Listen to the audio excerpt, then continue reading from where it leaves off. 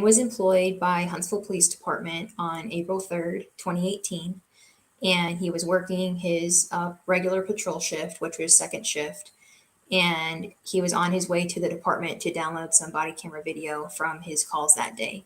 And on his way to the precinct, dispatch had got on over the radio and broadcast a call that a man had called 911 asking that he said, "The front door is open. I've got a gun. I'm fixing to blow my brains out."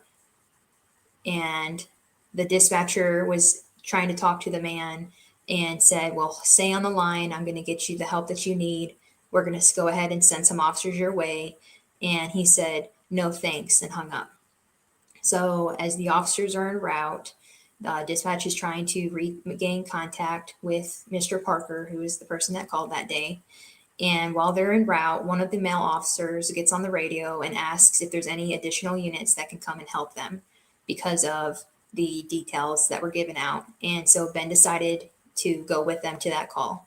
So nationwide, police officers are taught to not go into a house with a man with a gun because you cannot control what's going on inside. You have more safety and more opportunities to help that person if you surround the house and call that person out to you.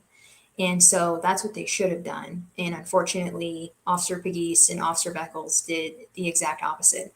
They arrived on scene and they walked into a house with Mr. Parker, who had a gun.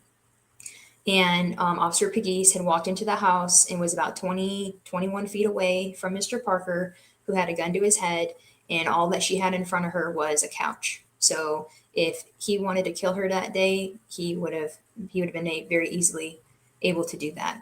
Officer Beckles was standing in the doorway, which provided some cover, cover being something that would stop a bullet. A couch is not going to stop a bullet, but a brick wall will.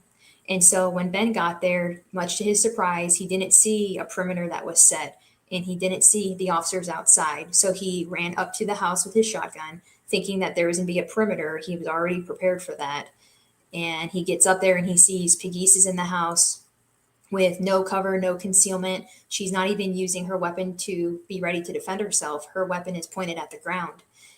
And she's within close proximity of a guy who has a gun out.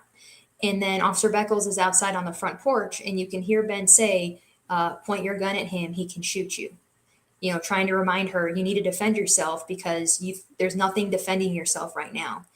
And Officer Pegues is trying to talk to the man, but she's failing to communicate effectively with him. She's not able to get him to comply with her commands to drop the gun and to tell them why he felt like he was suicidal that day. And in essence, she was vapor locking and just going downhill. At one point in the video, you can see her move deeper into the house, which most police know when you run calls with your teammates. That's a silent call for you to come in and help them because they are not getting anywhere with the person. And so Officer Beckles and Ben both come into the house.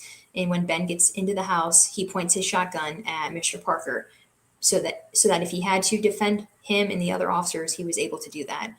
And Ben got in there and told Parker to drop the gun. And Parker said, "No, I'm not going to." And at this point, Parker had been given 5 or 6 commands to drop the weapon.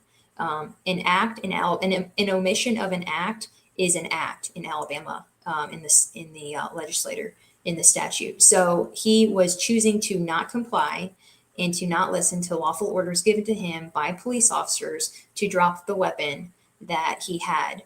And so Ben told him again, drop the gun. I'm not going to tell you again.